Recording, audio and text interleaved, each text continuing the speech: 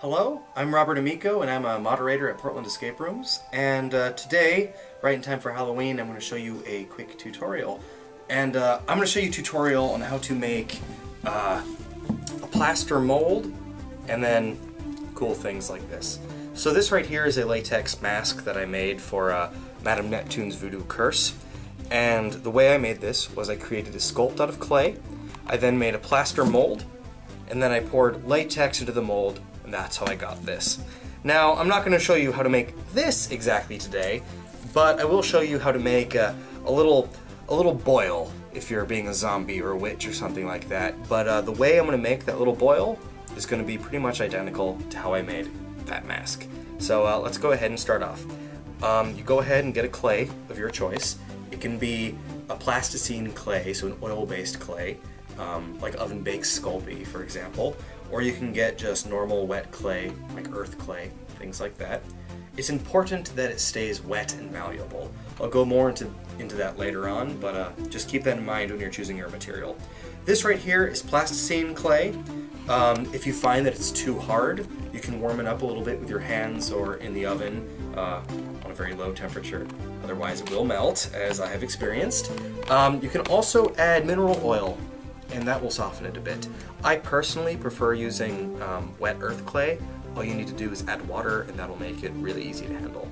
But anyways, so what you're going to do is you're going to get this nice and flexible and ready for use, and put down a workspace. If you are creating something like this mask, you could find a mask and then build on top of that. But today I'm making just a simple boil to go on one's face, so I'm just going to use this little piece of plastic. It's good to have reference images. Even the best artists use reference images if you want to get the realistic look. Today, just for demonstration purposes, I don't have a reference image, but the process will be pretty much the same. It's your job to make it better. All right. So what I'm doing right now, I'm gonna have about 3 little boils all clustered together, I think. 3 little boils all clustered together. So right now I'm just blocking in the shape. Just roughly blocking in the shape. Alright. Then I'm gonna go ahead and have these erupt from the skin, so I'll add kind of a tattered edge around it. I'm gonna go ahead and smooth these out. I'm just blocking in the shape for now. You might notice this silver circle. That's by no means necessary. I just marked that. Oh, don't mind that. I just marked that for myself so I could get a sense of how large I wanted this. I wanted to keep it nice and small so that I could more easily make the plaster mold, which is the hardest part of this process. Anyways, alright. Now that I have it blocked in, I'm gonna go ahead and start fine detailing it. I'm smoothing out the edges as much as I can so that it'll be easy to blend into the human face. So what we're ultimately going to do is pour plaster all over this, and then we're going to scoop all of this out and then pour latex or something else into that plaster mold. Now, I was saying earlier that it's important that the material you're using is soft. Now, you can use something that gets rigid over time, but it will probably require a more difficult mold making process. The reason I emphasize that you want to use a soft material is so that it is easier to clean out the mold. If you have a mold, let's say you're making a cast of a hooked witch's nose. That hook will want to catch on the plaster mold when you pull the mold off. Now, if the witch's nose is just made of soft clay, that's alright, because you can rip out the clay and it'll just kind of squeeze out of the mold. But if you were making a mold of something that's rigid, then that hook, you're not going to be able to get that mold off. It's going to lock in place, as people say. So that is why you want to make sure you use a soft material, unless you want to do a really complicated mold making process. There's an assortment of tools that you can use. These are some basic ones that I really enjoy. The wooden ones are great. I use these a lot. I'm also a props artisan and puppet fabricator, and I use this one a lot. This is one I use very frequently for fine detail work. This has a really sharp edge, which can help me get like really good hairline details. And this is kind of rounded. It's good for smoothing things out and making little details that doesn't tear stuff up too much. Anyways, I'm just going to keep it simple today, just for demonstration purposes. Again, it is your job to make this better and into something really exciting.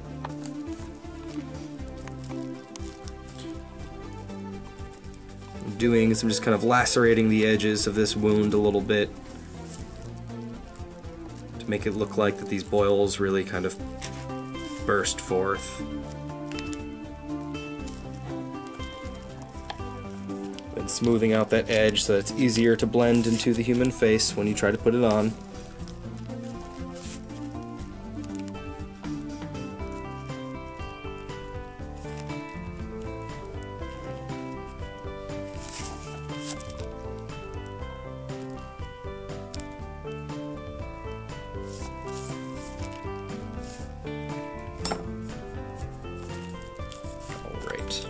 I might come back to the skin part later, but for now I'm just going to go ahead and move on to the boils. Thinking maybe kind of a gross pebbly texture would be nice, and you can get really creative. Like if you look at the handle has like little grips on it. Maybe you could do something like this.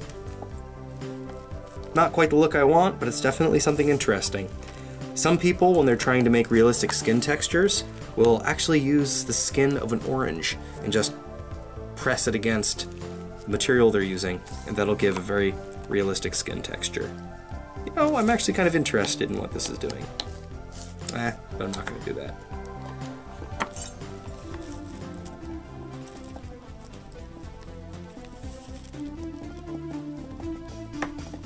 This process I'm showing you, as I mentioned before, can be used for a lot of different things. Whether you're making little latex makeup prosthetics, noses, ears for elves, warts, cuts, things like that. You can also use them for larger, more complicated things like full masks or puppets, as I mentioned before. If you want to make a, if you want to make like a breakaway beer bottle or something that can shatter safely, you can use a similar casting technique or mold making technique, which I will get to when I'm done with the sculpt here. But then just use a different material other than latex on the inside. If you listen carefully, you might hear Emma making her tutorial over in the other room. Now this is kind of a weird texture here. I kind of like it, even though it's not very realistic. Again, if you're doing this, you'll want to have those reference images to make sure that you're really getting it accurate and true to life as close as you can. Some people feel that there's a stigma against using reference images. Those people are wrong. Research is so important to make things just feel right.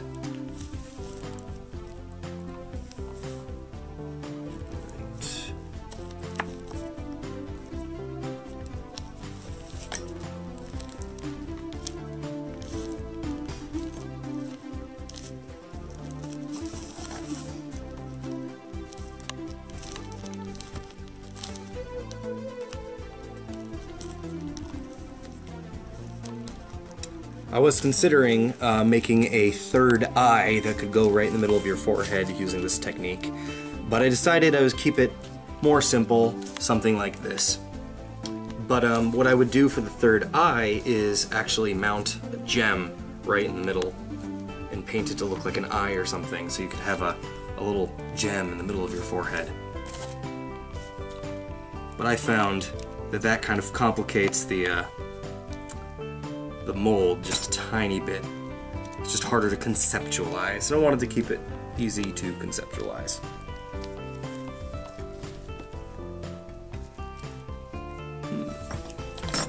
You know, I'm not a big fan of this texture. It's kind of bizarre. I'm gonna make it a little more bizarre.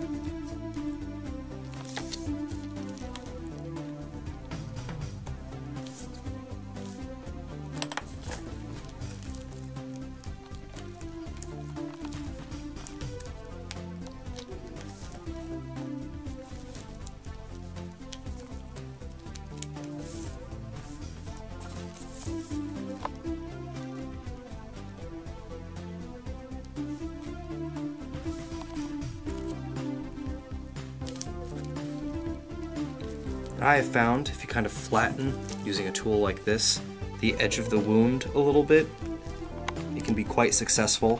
It really creates the illusion of the skin having thickness. That's something people often forget. The skin does have actual thickness. As little as we like to think of it. Okay.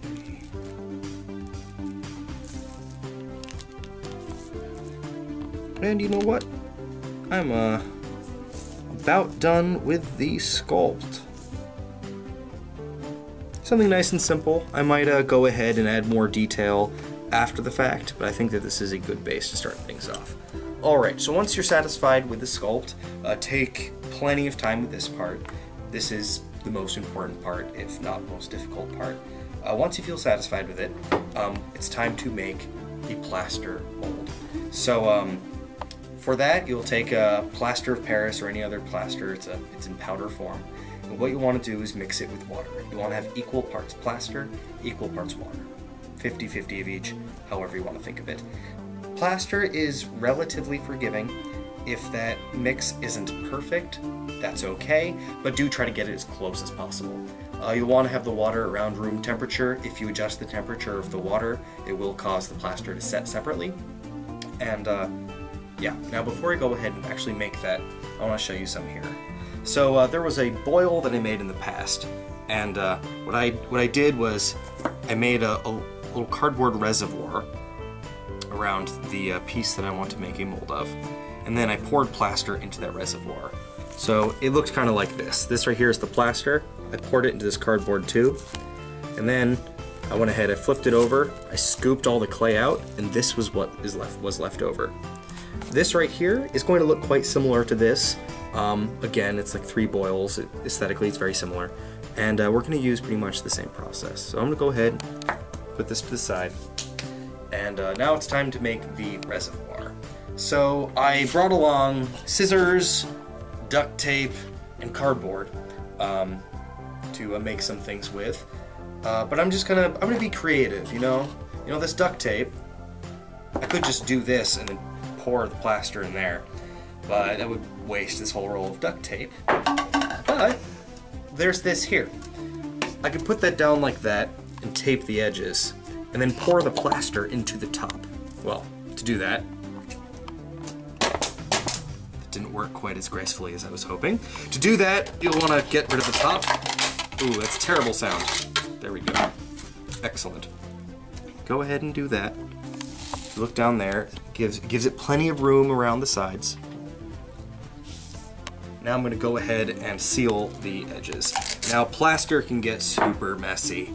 It is extremely messy, and you never, ever, ever, ever want to pour it down the drain. It will rust metal really quickly, and it will ruin drains. So during cleanup, wait till the plaster dries, throw it in the trash. Do not put it down the drain. So what I'm doing right now is I'm duct taping the edges at the bottom of the cup to make sure that none of the plaster leaks out. I have seen some pretty spectacular plaster explosions when people were making like giant plaster molds, and the reservoir they made wasn't very well sealed, and all that pressure of the plaster, which is stone basically, caused quite a jet of liquid plaster to squirt out the bottom. So today we're going to avoid that by really sealing the edges. You know, if I had more clay, I could also do this whole process using clay. Clay is really good for sealing things. It's kind of hard to see in this one here, but there's some dried clay right around the edges. What that was from was I used clay to seal the space underneath the cardboard so that none of the plaster would leak out. But I don't have quite enough clay for that, and actually I think it will be easier to just use the tape since we're doing something so small. Alright. Notice how I put this trash bag down. That's part of the whole messiness. Alright, I am almost satisfied with this. As we like to say in the escape rooms when we tell people to use the bathrooms, better safe than soggy. The same applies to this. You don't want wet plaster gushing everywhere, ruining your clothes and carpets and everything else, so better safe than soggy. Put on the extra tape.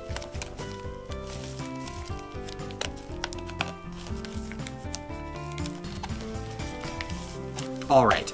I'm willing to go ahead and continue it since we're not using that much plaster. There will not be explosive force, so I'm gonna continue with this part of the process.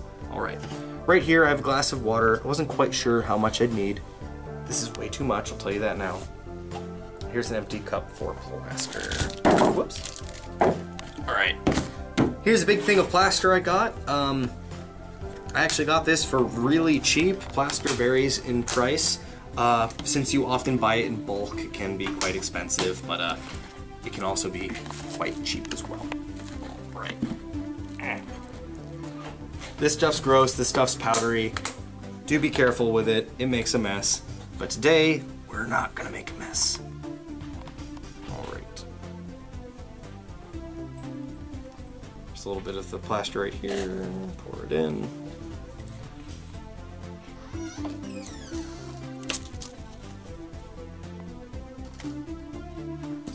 Now, a nice thing about plaster is it sets pretty quickly. Once I mix these together, it'll start a chemical reaction and it'll have about 15 minutes to work with it before it gets too hard to work with. Oh, this is plenty. Yeah, that's plenty.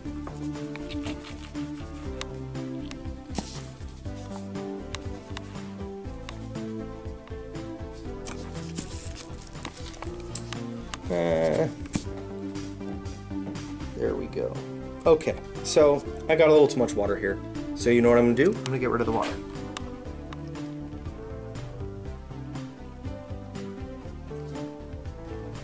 Now, a good rule of thumb, if you're working with materials, especially chemicals and things, never drink anything on your table. But I knew that this was just water. Glad it wasn't isopropyl alcohol or acetone or something else. Anyways, so now this part is kind of the fun part. You can go ahead and just mix the two together and start stirring, but I don't want to do it that way. I want to do it a little more precise. So what I'm going to do is I'm going to look in here. I'm going to go ahead and just start sprinkling the plaster. I'm just going to start sprinkling the plaster. And some will float on the top, but then will eventually sink down. So I'm going to go ahead and do this until the plaster no longer sinks down. So right here, you know, the plaster goes on and then it sinks out of sight. I'm just going to sprinkle it until this no longer happens. It forms those little islands, but then those islands disappear.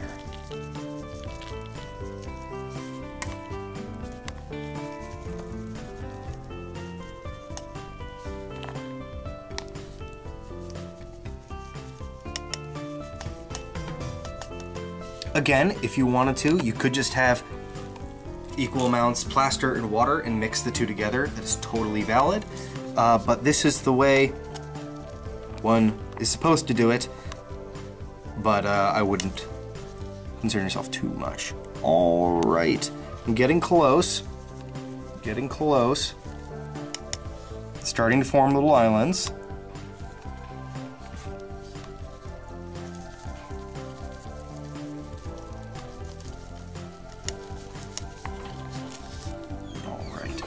Once it does form islands, we'll want to mix it really well. Don't use a metal mixing device unless you're willing to throw it out afterwards, as it will rust. Alright, we're getting close. Whoops. Went a little fast there, but you know what? That's okay. Plaster, again, can be pretty forgiving. Don't treat it like it's forgiving, otherwise it won't be, but it is relatively forgiving. I'm gonna need a bit more plaster. I'm just gonna put it into this cup.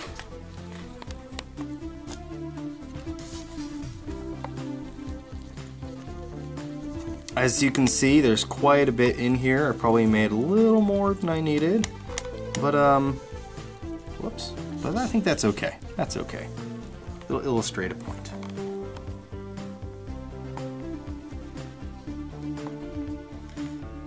Now, do not be very careful if you ever want to make a plaster mold of like a hand or something, since it is rigid and it will turn to stone.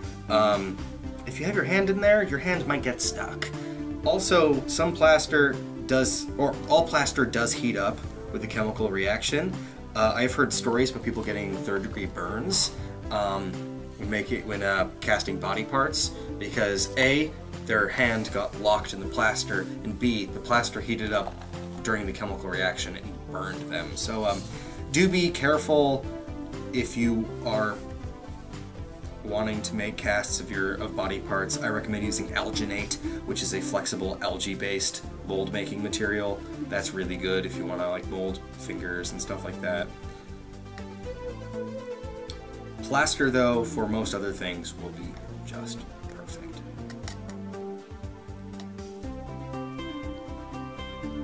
Almost there. I've been saying that for a while now.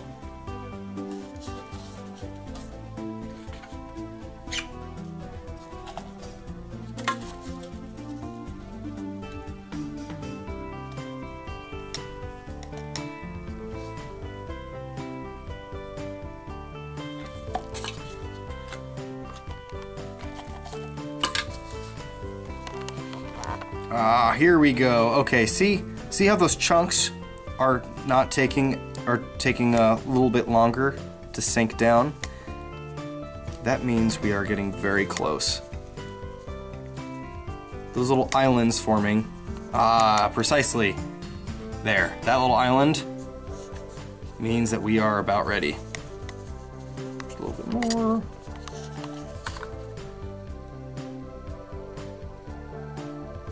Great.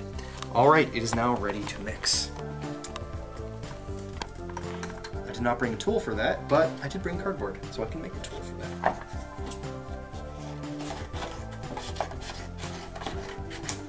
When you're doing something like this, basically, you just be creative. Just be creative. You'll find that there are creative solutions to a lot of different problems. Some of this is a science, some of it is not. Alright, now I'm gonna really mix it thoroughly. The moment you start mixing it and start moving it around, the chemical reaction has begun, and your time to work with it is limited. Alright.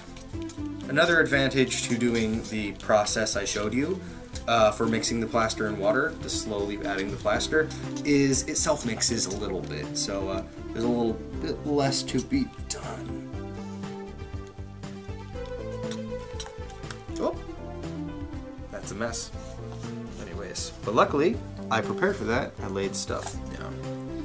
Alright, right here I got a bit of plaster. You can see it's kind of goopy now. I don't know what thickness, like really watery yogurt perhaps? I don't know. Melted ice cream, that's the thickness. Melted ice cream. That means it's about ready. I'm gonna go ahead and pour it on in. Nice and slow, nice and slow. Nice and slow. Once in a while, I'm gonna go ahead and shake this a little bit. What the shaking is doing is making sure the plaster works into all the crevices. This right here, oh, there's a little air bubble. This right here causes the air bubbles to go up to the surface. I'll just go ahead and pour in the rest. All right, giving it a little shake to make sure it works in all the areas.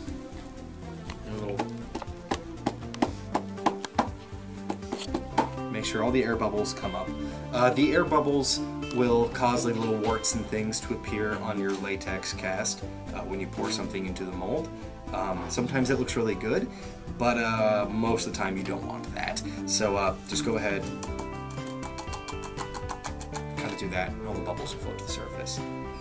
In about half an hour, I'd say, this will be hard, and I'll be able to take the plastic cup off and scoop all the clay out. Since the clay is soft, we'll be able to scoop the clay out, and using little dental tools and things like this, we can pick out all the bits of clay.